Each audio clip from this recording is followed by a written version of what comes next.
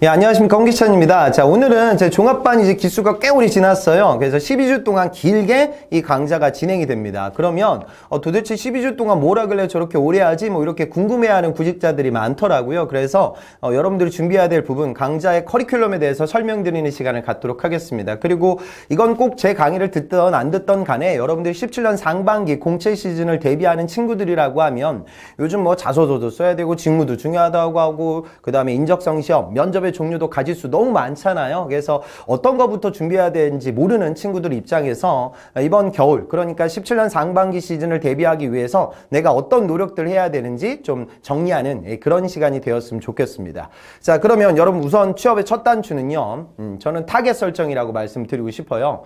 타겟 설정이라고 하면 가장 중요한 건 직무입니다. 지금 삼성의 서류 전형도 뭐예요? 그 타이틀이 직무적합성 평가죠. 그 다음에 정부에서 진행하고 있는 NCS도 그 핵심은 직무입니다. 그러니까 결국 뭐냐면 여러분들이 하고 싶은 일을 한다. 그런데 저는 관점이 좀 달라요. 지금 이 시점에서 여러분들이 하고 싶은 일을 하는 것보다 더 중요한 건 나의 취업의 확률을 높일 수 있는 직무 선정이 이루어지는 게 핵심입니다. 그러니까 지금 삼성의 자소서 1번 항목은 뭐냐면 너 삼성에 왜 지원하냐? 그리고 입사 포부를 쓰라고 해요. 그러면 자꾸 여러분들은 뭐 삼성의 IoT 미래를 열어가고 있는 모습, 그다음에 타이젠의 밝은 미래, 뭐 자꾸 이런 이야기를 하게 되는데 이건 뭐냐면 삼성이 잘 나가니까 내가 거기다 밥숟가락을 놓겠다 이런 논리로밖에 들리지가 않잖아요. 그러니까 그런 식의 설득은 기업을 설득하기에는 조금 버겁습니다. 결국 직무가 핵심이에요. 내가 만약에 삼성전자 DS 영업 마케팅을 쓴다 하면 여러분들이 반도체하고 여러분들의 고리를 잡을 필요까지는 없거든요. 그러니까 그건 이공계들만 가능한 거예요. 그러니까 여기는 해외 영업을 하는 것이고 또 B2B 영업을 하는 곳이거든요. 결국 내가 B2B 영업을 이행하기 위해서 시장을 분석할 수 있는 통찰력을 끌어높이기 위해 어떤 노력을 진행해 왔고 해외 영업을 한다고 해서 영어만 중요한 건 아니거든요. 무역, 거시경제, 통관 뭐 알아야 할 그런 부분들이 있는데 이 부분을 학습하기 위한 또 어떤 투자 시간이 나에게 있었어. 그래서 나는 영업 전략을 이해할 수 있는 이해력과 해외 영업을 따라갈 수 있는 절차적 지식을 공부해 왔어. 이런 설득이 여러분들한테 더 현실적이에요. 현대자동차 2번 항목은 왜 현대자동차이어야만 하냐? 이걸 써야 돼요. 그럼 여러분들이 이제 자동차하고 여러분들이 연결고리를 잡으려고 해요. 물론 자동차하고 고리가 잡히는 친구들도 있겠죠. 주로 이공계들이죠. 그러니까 내가 뭐 라인 트레이서 같은 인베디드 프로젝트를 진행했던 경험이 있어. 아니면 내연기관을 공부했던 기계과의 전공 학습 이력이 나에게 있어. 이런 친구들은 자동차하고 연결고리가 가능한데 또 문과들은 이게 불가능해요. 그렇다면 자동차하고 여러분들의 고리를 잡을 것이 아니라 해외 영업이라든가 국내 영업이라든가 B2B 영업이라든가 이런 직무적인 지식을 갖고 있는 설득이 더 여러분들한테 현실적이죠. 그러니까 기업에 대한 무의미한 칭찬과 나의 인성적 역량만으로 나를 설득시킨다, 나의 채용을 설득한다, 이게 어렵단 말이죠. 그러니까 직무가 자소서의 중심 뼈대가 되기 때문에 상당히 중요한 거예요. 그러다 보니까 정부의 NCS, 삼성의 직무 적합성 평가 모두 직무에 대한 역량을 갖고 있는 친구들을 원한단 말이죠. 근데 문제는 여러분들이 직무를 잘 몰라요. 그래서 이번 강의는 제가 그 직무비업 취업 비법서라는 서적도 그게 취업 강의 나와 있는 서적들 중에서는 조금은 난이도가 어렵습니다. 그래서 강의를 통해 쉽게 다양한 직무들을 이해해야 돼요. 그래야 내가 원하는 직무의 폭을 넓힐 수가 있고요. 또 경우에 따라서는 직무도 한 가지 직무만 선택하는 건 아니거든요. 물론 내가 연구 개발을 쓸 거지만 경우에 따라서는 뭐 공정이라든가 품질이라든가 설비 파트도 어느 정도 지켜봐야 하고 마케팅을 도전할 수 있는 친구들이라 하더라도 B2B 영업 또 경우에 따라서는 외자 구매도 바라봐야 될 그런 시점들이 있단 말이죠. 그래서 강의를 통해 여러 가지 직무들을 이해하고 더불어 내가 원하는 직무의 실체를 이해하는 시간으로 제가 강의를 진행을 합니다. 그리고 더 중요한 건 이런 강의는 제가 그냥 저 많은 학생들한테 얘기한다고만 해서 좋은 결과가 생기는 건 아니거든요. 그래서 저는 종합반 강의를 할 때 1대1 오프라인 스캔 미팅을 진행을 합니다. 그래서 이 컨설팅 시간을 통해 여러분들의 타겟, 업계, 기업, 직무 이 세 가지를 선정하는 작업과 함께 자기소개서를 구조화시키는 작업을 진행하게 될 거예요. 여기가 스텝 1, 다시 말해 가장 중요한 타겟 설정이 되겠습니다. 이 타겟 설정이 이루어지고 나서 이제 그 다음에 뭘 해야 돼요? 여러분들 자소서를 쓰게 되겠죠? 요즘 자소서의 트렌드는 두 가지 트렌드가 있습니다. 첫 번째는 자소서에서 직무 관련된 지식을 많이 물어봅니다. 그리고 두 번째는 요즘은 여러분들의 이력이 아니라 약간 레포트 형식의 아주 어려운 항목들이 나와요. CJ 같은 경우에는 뭐 제품이라든가 서비스에 대한 아이디어를 내봐라. 직접 매장을 방문하고 또 어떤 아이디어를 개진해봐라. 이게 금융권이라든가 소비재 직군들에서 많이 횡전되고 있거든요. 그래서 그런 부분들에 대해서 구체적으로 글을 쓰는 방법론은 물론이거니와 직무 위주의 자소서의 중심 뼈대를 잡는 시간을 갖도록 하겠습니다. 그 다음에 여러분들이 또 스펙트럼이 너무 좁거든요. 업계, 기업을 잘 몰라요. 그래서 기업 분석하는 내용도 제가 쉽게 강의 때 시연을 해드릴 예정입니다. 자, 그래서 자소서 관련돼서 그 다음에 자소서는 저하고 12주가 과정이 길기 때문에 강연 내내 저하고 또 피드백을 주고받게 될 거고요. 제가 관련돼서 내용을 계속 좀 같이 리뷰하는 시간을 끌어가고 있습니다. 자, 자소서까지 잘 썼어. 그럼 이제 뭘 해야 돼? 여러분들 제일 싫어하는 거 인적성 시험을 봐야 돼요. 그죠? 자, 인적성 시험은 주로 유형을 봤을 때 언어, 수리, 추리, 요 언수추는요, NCS도 그렇고 거의 모든 대기업에서 출제가 되고 있어요. 지금 뭐 델파이 코리아, P&G 같은 외국계 기업들도 적성 시험을 보고 있기 때문에 기본적인 적성의 경쟁력이 올라가야 돼요. 그러니까 여러분들이 이제 GSAT 공부라든가 HMAT 시험 공부를 하는 이유는 그 기업에 가기 위한 그런 이유도 있지만 그 기업이 떨어지고 나서 다른 중견기업, 히든 챔피언, 저하고 스펙트럼 과감히 넓은 다음에 삼성은 물론이거니와 여러 가지 기업들에 도전을 하게 될 거거든요. 그러면 요즘 기업들이 대부분 적성을 보고 있기 때문에 적성의 경쟁력이 올라가지 않으면 취업 자체가 너무나 어려워지는 거예요. 그래서 기본적인 언수추 관련돼서 제가 강의를 진행을 합니다. 특히나 여러분들이 힘들어하는 게 수리하고 추리가 될 텐데 수리 같은 경우에는 방정식 파트가 있고 자료 해석 파트가 있습니다. 방정식은 늘상 똑같아요. 속도 문제, 농도 문제, 일률 문제, 증감 문제 어느 정도의 패턴들이 잡혀져 있거든요. 여러분들 수학이 아니에요. 이거 산수입니다. 그러니까 여러분들 문과 여대생들이 이런 부분들을 굉장히 어려워하는데 그거는 여러분들이 까먹으신 거지 어려운 게 아니에요. 여러분들한테 뭐 2차 방정식 이런 거 풀게 만들지 않습니다. 그러니까 저하고 같이 과거 까먹었던 수학의 기본적인 내용, 산수예요. 산수 기본적인 내용 저하고 리마인드 할 거고요. 그 다음에 자료 해석, 특히나 현차 그룹은 자료 해석이 굉장히 중요합니다. 이 부분이 자료 해석 그리고 정보 추론 두 가지로 나뉘어서 출제가 되고 있기 때문에 그런 자료 해석 빠르게 그래프라든가 도표를 볼 수 있는 방법론에 대해서도 말씀을 드릴 예정이에요.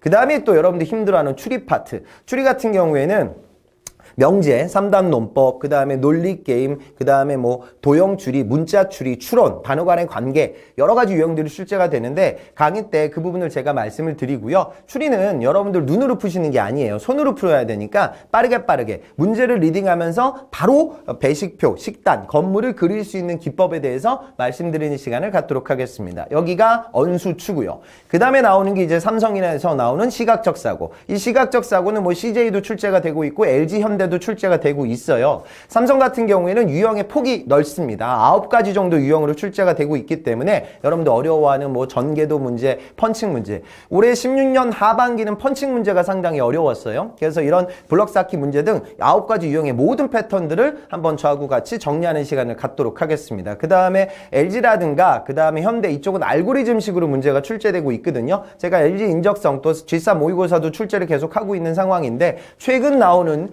기출 유형들을 확인해서 이게 여러분 공부하라고 만든 시험은 아니에요. 근데 NCS도 마찬가지고 어느 정도 패턴을 알아두셔야 여러분들 문제 접근이 가능하겠죠. 그래서 전체적인 유형을 확인하는 시간으로 강의를 끌어가도록 하겠습니다. 그 다음에 나오는 게 이제 직무상식. 직무상식은 경제경영, 과학 IT, 역사, 이렇게 많이 출제가 되고 있어요. 역사 같은 경우에는 삼성이나든가 KB, 그 다음에 CJ 이쪽은 뭐 중국사도 조금 출제가 되는데 메인은 한국사거든요. 그래서 한국사의 주요 흐름, 그 다음에 가장 여러분들 기출에 많이 나오는 개념들을 저하고 같이 정리를 할 거고요. 과학 IT는 이번에 제가 16년 하반기 때 얘기했던 퀀텀 닷이다, 바이오시밀러다 기출 그대로 또 이번에 출제가 됐었어요. 그래서 나오는 패턴들이 정해져 있어서 과학과 그 다음에 IT의 주요 내용들, 그러니까 과학은 물리화학의 아주 기본적인 내용, IT는 최근 상식 내용들을 저하고 같이 공유하는 시간을 갖도록 하겠습니다. 그 다음에 이제 경제경영, 이 부분이 중요해요. 이번에도 올해 저 16년 하반기 때도 또 이제 환율 문제라든가 GDP,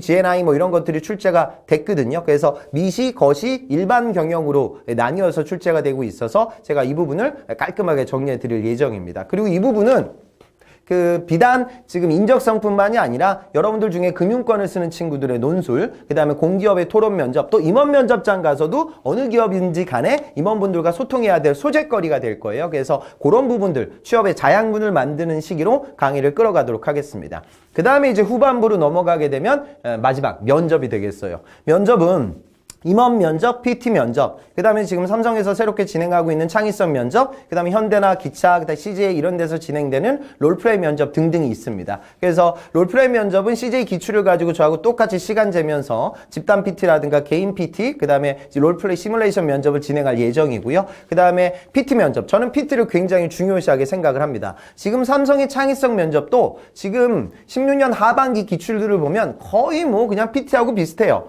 그러니까 자, 하루가 자전 속도가 늦어져서 100시간이 됐어. 그리고 많은 사람들이 스마트폰에 중독이 돼 있어.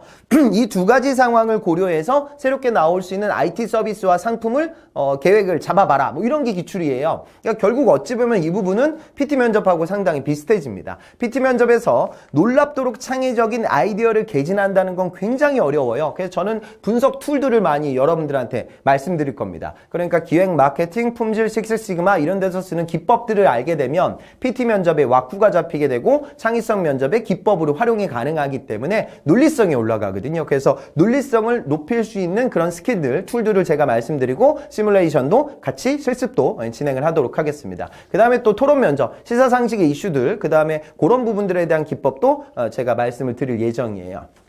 이렇게 네 가지 스텝으로 종합반이 꾸려져 있고요. 이거 외적으로 여러분들 그 인적성 강의 끝난 다음에 뭐 마지막에 저하고 지사 모의고사 볼 거예요. 그래서 인적성 모의고사를 통해 나의 지금 수준이 어떻게 되는지 또 성적표도 제가 개인별로 발송을 해드리도록 하겠습니다. 그리고 제가 이렇게 12주로 동안 강의를 하지만 이것만으로 좀 부족하거든요. 그래서 오비 특강이라든가 보강을 또 따로 할 거예요. 그래서 현직자들의 네트워킹, 그리고 최근 입사한 친구들의 어떤 합격 기법들, 그 다음에 면접을 대비한 현직자들의 네트워킹을 넓힐 수 있는 그런 기회들 별도로 수업 외적으로 드리도록 하겠습니다. 그리고 이 12주만으로는 좀 부족해요. 그래서 저는 별도로 스터디를 따로 운영을 합니다. 그래서 여러분들 조원들끼리 제가 스터디를 짜주고 관리 감독을 제가 진행을 할 거예요. 그래서 저하고 수업 듣고 자소서도 쓰고 인적성 강의 듣고 면접 시뮬레이션 하고 또 여러분들 스터디원들끼리 또 다른 문제집, 저하고 인적성 강의를 들으면서 책 한 권은 풀게 된다고 생각을 하시고요. 그 다음에 개별적으로 스터디를 통해서 뭐 한두 권을 더 추가적으로 푼다, 이렇게 연습을 많이 할 수 있는 기회를 드리도록 하겠습니다.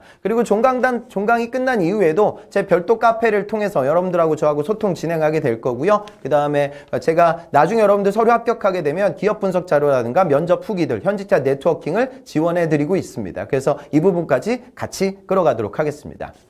지금 말씀드린 내용들만 봐도 어때요? 여러분 할 게 많죠? 취업은 여러분들 하기 싫은 걸 하셔야 돼요. 그러니까 여러분들이 아무리 학점이 좋고 아무리 직무 관련된 경험을 많이 쌓고 있어도 인적성 시험에서 떨어지면 대기업은 못 가는 거고 좋은 기업 못 가는 거예요. 또 경우에 따라서는 적성 공부를 너무 열심히 해도 PT 면접장 가서 이상한 소리 하면 떨어지는 거고 창의성 면접장 가서 너무 당황하게 되면 또 떨어져요. 그러니까 취업은 여러분들 전체적으로 공채 시즌을 본다 하면 이것들을 동시에 해야 돼요. 그러니까 어학을 다 끝내고 그 다음에 자소서를 쓰고 그 다음에 인적성 공부, 면접, 이게 아니라 병렬식으로 같이 쭉 끌어가야 어느 한쪽이 좀 무너지더라도 전체적인 여러분들의 취업의 확률이 올라갈 겁니다. 그래서 자소서를 또 많이 쓰는 게 중요하기 때문에 저하고 자소서를 쓸 수 있는 어떤 기본 구조도 같이 만들면서 근본 강의를 끌어가도록 하겠습니다. 그래서 여러분들 할 것들이 많으니까 미리미리 템포 빠르게 좀 준비를 하셨으면 좋겠고요. 취업이라는 게 다들 힘들지만 붙는 친구도 항상 있어요. 그 다음에 상반기는 또 그러더라고요. 선생님 하반기는 많이 뽑고 상반기는 많이 안 뽑지 않나요?